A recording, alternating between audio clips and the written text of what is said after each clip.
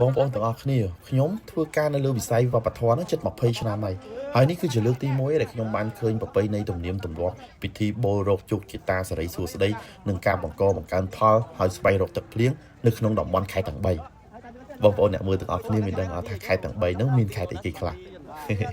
បងប្អូនទាំងអស់គ្នាបើតាមអ្វីដែលខ្ញុំបានសាកសួរលោកតាលោកយាយដែលពួកគាត់កំពុងតែចូលរួមរៀបចំកម្មវិធីនៅក្នុងវត្តណាគាត់បានរៀបរាប់ប្រាប់ខ្ញុំថាពិធីនេះគឺធ្វើនៅរៀងរាល់ថ្ងៃពេញបោ15កើតនៅក្នុងពិធីបុណ្យអុំទូកអអំបុកសំពះព្រះខែនៅវត្តចម្ប៉ាស្រុកត្រាំកក់ខេត្តតាកែវបងប្អូនទាំងអស់គ្នាលោកតាលោកយាយនិងអ៊ំពូមីងទាំងអស់ដែលគាត់នៅទីនោះគឺគាត់បានប្រាប់ណែនាំដល់ខ្ញុំក្រោយពីខ្ញុំបានសាកសួរគាត់ណាគឺគាត់ថាពិធីនេះគឺ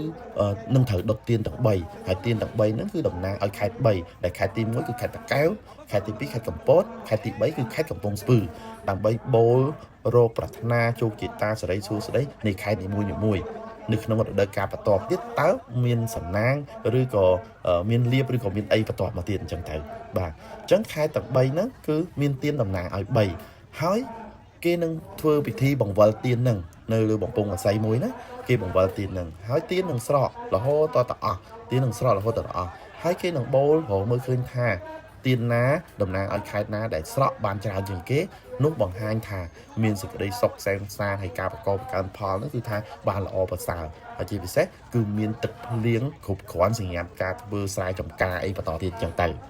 តើបងប្អូនណាខ្លះដែលដឹងថានៅក្នុងតំបន់របស់បងប្អូនហើយនឹងស្រុកខេត្តណាដែលធ្វើពិធីនេះដែរជួយ comment ឲ្យខ្ញុំបានដឹងផងអរគុណ